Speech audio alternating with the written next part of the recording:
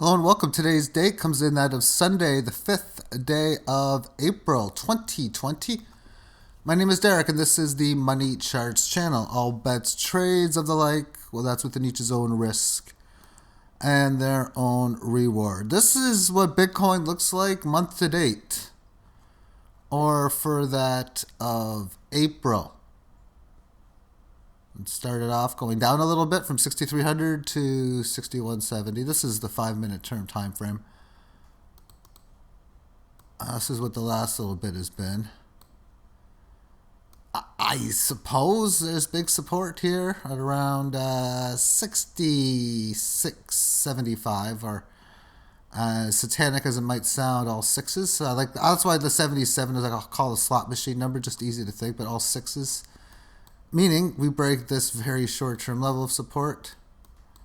Next area here. And in that, I'm just by looking at this, okay, this is the previous low in here, so a 61.8 in here. If this level doesn't come through, breaking resistance, we've had resistance here, here, and it was a phenomenal move to start. Big move, sideways, big move, and that's what it's been. So now, from this low to this high, it has not been close to either one. It's been near the upper end of the range, so the closest it's been. Okay, up move here. And this was just a little sharp move here, but nothing too big. And this is it, really. Like yesterday, it came up close to 7,000 at like 4:30 p.m., and there isn't really much else going on. On the daily chart, what it's doing is holding in there within the 18 average of highs. I suppose it's really hard for me to say showing strength at that because of this down move. And this is where it's neutrality because it's a sideways 18 within, of course, this down move. And from that now, 18 average of lows is rising steadily. Price, of course, nowhere near it because it's with low volatility, which kind of interesting. We got low volatility within the world times that we're in. I mean, this was just a monstrous down move, 38% or 39% just that day. And of course, it went down to here at one point, so 3,800 from 8,000. So losing half of its value, a little more, in a relative short period of time from point high to the low point in here. And then you had the big move up, which is normal. So at this point in here, having the higher low come in, holding these areas is what it's done. That's big. This level of support we can see has a resistance here, has been supported a few times. So now if it's able to have any kind of big rally, well, this high 6,000 area, 7,000 even, but 68, 67, 69-ish ballpark area, if it's able to make any of these moves up to into the 8,000s, I'd be looking at around just this previous level of resistance here at 8,800, 8,600 rather, up to like 95, previous high. I mean, these moves that we're going to see coming within these markets are going to be very, very interesting, to say the least. As I now transition into gold, and it's wild times. Gold's going to have big moves. 100, almost as close as I can say to 100%, expect this resistance to be broken and a significantly large higher leg to occur above it. You would have asked me, let's say, well, first of all, you would have asked me way back, say, in here. Oh, even back in here, rather. When will the dollar still be around? Like, will the dollar collapse within the next 10 years, like, or even 2010, 2009? Oh yeah. But by the end of by the time 2020 comes, the dollar should be collapsed. I was wrong about that. And then I was thinking, last year before, we'll see gold at 5,000 and 8,000, but we're still years away, and maybe we still might be. But it does seem to me with we'll call it the economic lockdown, I don't know how else, shutdown of so many, we'll say quote unquote non-essential goods. And quantitative easing just being like, okay, we got an unlimited bank account type of actions probably coming into play and are coming into play.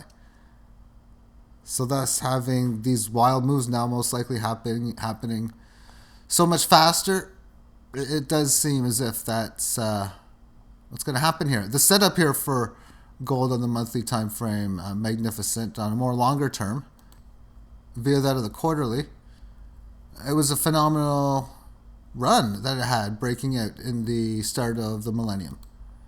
As beforehand, it had the big run, establishing this high, originally establishing support here, and really it kept that support. It's just this action here was really a long failed break below where it resisted the original level of support that it had. But from this move here, phenomenally long, rate of ascent lower here than this. Question is, can we, and I think it wouldn't be a surprise if this rate of ascent gets taken out on this current break that we have now, because from this high, we supported not quite where we came from. Didn't go down to 850. But that's because of the phenomenally large move that occurred this the first decade of the millennium. And then the fact that it didn't go down much. It only went down to 1,000, really, and barely above 1,000. So it didn't actually go below it. And a decent amount of consolidation time that is within not the largest of volatility now, but consistent like before. This breakout. So now we are in quarter number 4 in a row where price action has stayed above the 18 average of highs from the lows. Because this period here, the low was above the highs, and bang, bang, bang, and so far this one. Right now the 18 average of lows is at 1437. In this case here, when it got above this here was the, let me just look at this a bit better. This is where it got above the 18 average of lows. Now, if we want to be technical here, this is, I don't even know. It looks like it does hit it here. But, I mean, technically speaking, it's staying above it, regardless of the fact. Let's take a look at where the 18 average of highs is. That would have been 416 at the time, and the low was 418. So technically it stayed above it here, actually. So the amount of consistent months that it had until, of course, the 2008 correctionary move. And within it, on the quarterly, all it did here was supported on the first up until the July. Then this is the actual stock market collapse time. And the whole the Lehman Brothers, all that type of stuff that was going on in the fall of 2008. Price action rebounded and pretty much stayed the entire run for a significant period of time above it, of course, until this down move, and then that changed the direction of this market. And it's been a decent amount of time resisting the highs, supporting the lows, resisting the highs, supporting the lows, and now when it resisted the highs, it really didn't resist it for that much. It's now been getting above and it's breaking higher. And when you have rates of ascent that break higher, this is something I think that's going to be very important. And that's not even close to a good line, but I don't think I need to put one in because I personally don't care where it is right now. But it's got to be at least that. And if it has any type of clear breaks above this, that's when you could start to see like these larger size. Up like, these like in here, whatever. But just the larger size candles up, that will occur. Where here you have, an up quarter of like 12%. How about 120% or 60% or some much larger level? So something to look for. And it really never did last time ever do that when it was dealing with any of these trend line that it had during the first part of the decade of that time frame. And to complete gold on the yearly term, which is to me just a phenomenal breakout pattern, there's only so much data to show, but it does show in here. It has the breakout higher, several periods, like 9 or so, staying above it, at least in green candles. And then this 1, 2, 3, 4, 5, and within this one on the 6th period of correcting within the still rising, still bullish pattern, correcting, and now it's exiting that pattern while it's already in an amazing bullish run. So I think given that, this is telling me that we could be in phenomenal times this year going into next year. Now, silver doesn't share the same yearly term time frame as it is now in period number 1, 2, 3, 4, 5, 6, 7, 7th year, near that of the 18 lows, and at the 6th at that, although there was this 1 year where it still counts. So it's still in this correctionary phase from what pattern? Key low, key high. We've had the correctionary move to this point here. We haven't been there since. We retested this low. We have not resisted this level.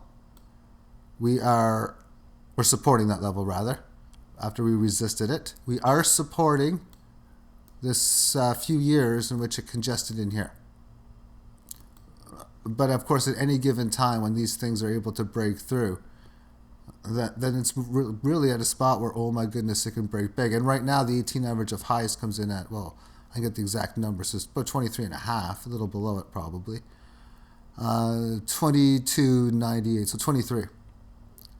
So clear breakout at 24, 25 numbers.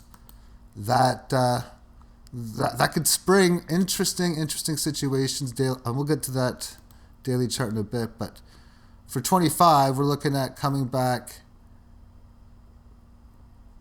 into an area where, well, you don't even have to say if it's going to go to 25. We're looking at 26, 27, which is this area. And I've been waiting for this, well, I mean, for quite some time, because as it broke down in here, I'm like, okay, I'm always on the advocate where big support resistance is always going to come back as the opposite again. So this resistance, or support rather, I've been waiting for, well, you can see it hasn't hit it for quite some time. This rally, of course, never quite got there, establishing the support. And then this down move. Okay, so now we come up to this point. I know where the next key level is. We support this. Okay, a little bit of a failed move here. Okay, back to key level here. And we're still in this yada yada pattern. It's been this long ways of sideways consolidation. Where it is now as far as buying the physical silver, it's hard to get. You can't try to get a silver maple or eagle. It's not easy to get. And then if you are, what kind of price are you paying? As the premiums, of course, are very large. So even though we're at the lower end of the price that we've been at since the last 5 or so years, you're pretty much paying the higher end of the prices that the prices have been at. And again, you're not getting maples or eagles. Now moving on to the daily chart, which is just a phenomenal large move. And yeah, 1450. So how close to that are you going to be spending on it? And I don't look at too much at the on the U.S. side. I look at more on the Canadian side, which I can put that chart up, and I will.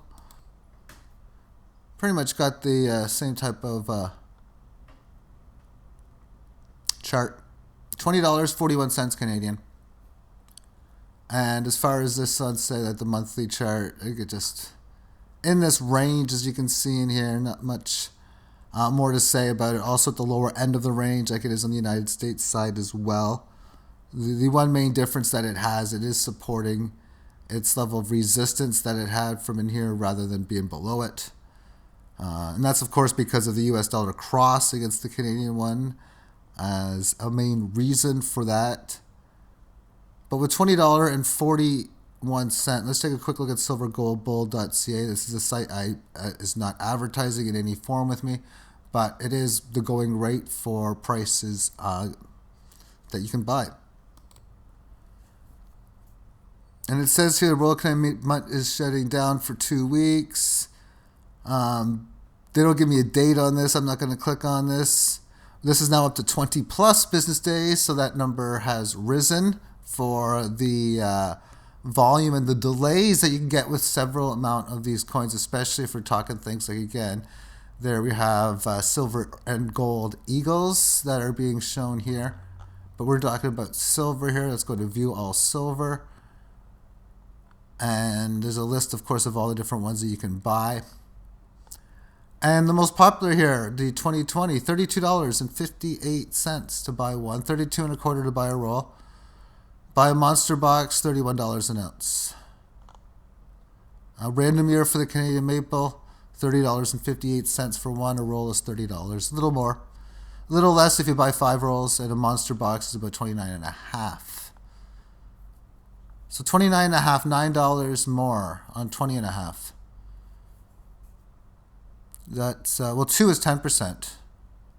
So that's close to 50. Yeah, these are some large ones. But let's now just take a look at the different things you can search. New price, price ounce. Let's do price per ounce, which is a 5-ounce coin. So you're getting larger size.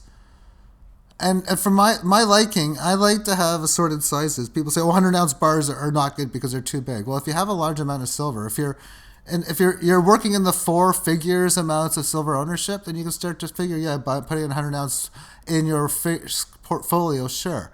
If you got 50,000 ounces of silver, I'm hoping you got hundreds and thousands now. If you got like 200 ounces, no. And 5 ounces, if you got like 200, 500, 800 ounces, throwing 5 ounces in there for sure. But that's the way I look at it as far as it's concerned. So it's like almost $28 an ounce. Not quite. So therefore, we're talking about over $7 an ounce premium on 20.5. Then we have a 10-ounce Silvertown Buffalo Bar, $27.84 an ounce. This one here is $28 an ounce. This coin is worth $20 to buy, plus tax probably. And we have a 1-ounce Silvertown coin, 28.5. That's how much we're paying. That's kind of expensive. So these prices again at the upper end because of these premiums. They're not going away right now.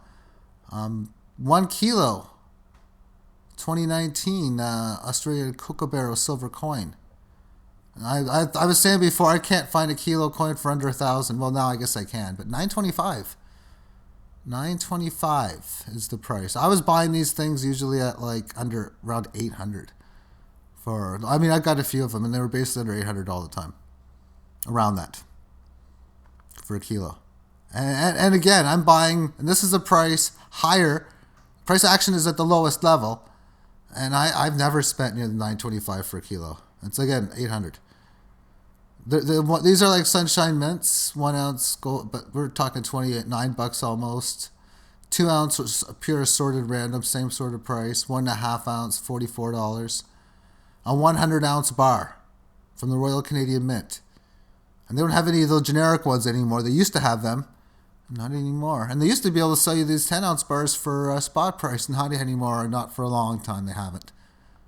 100 ounce Royal Canadian Mint silver bar. You're paying $29 an ounce. And you're supposed to be buying these 100s to get discounts. And over the maples, I guess, well, it's just, maybe you can get a bit better of a price somewhere else. And it probably will be just that, a bit better of a price. And I remember buying these because they were so cheap to buy. They look cool. And I got a roll of these. And a couple more maybe. I got probably about 22 of them. Or I don't know, I got a bunch of them. Anyway, the reason why was because they were so cheap and I liked them. And now they're $28.92 to buy a roll. Before it worked out that it was like, I don't know, 15% over spot. It was pretty cheap. Again, not anymore. 1 ounce Australian coin, $29.43. I don't even know if they're available. They might not be available. They might be. A Krugerrand, $29.5. A Britannica, $29.5 as well. Now I got the Sunshine Mints are back in here, but they're $29.5 as well too. They're the same price as the these ones here, the Krugerrand and the Britannicas. And the kilo 5 ounce, 5 kilo, 1 kilo by the way is 31.1, I think it is. It's about 31, a little over 31 ounces. So this would be like 160 ounces of silver for $4,800. Anyway, that's pretty much it for what I'm going to show you on here. That's at a stage where if you have your silver, it's something I think that's good to have during these times. And here's some more kilo coins, a little under 1,000, 983 for each of them. A pre-sale, 1 ounce 29 Star Wars. You know what? That might not be a bad deal. That might not be too bad. Let me just take a look at that. Who's making it? Well, this is, I think, near New Zealand? Or near that area? New Zealand Mint, yes, I was right. In New Zealand, that was just came to my mind. Maybe because I've been looking at coins way too much. I own a couple NIUEs. I own a couple of them. I thought when I got it they were New Zealand. And I knew obviously when it was one of the affiliated countries with the Queen on it. Now if I know they have this and these are going to be shipped, I mean it's probably not a bad deal. $30.17 for a roll. I don't think I'm going to buy it, but I'm $3, $6, $7.50. Costs about $750 to buy a roll. Wow, that's still kind of costly. You know what? Again, upper end of the range. Normally when I'm buying a 25 roll, it's not $750. But yeah, anyway, thank you for tuning in. Have yourself a great day. Bye-bye.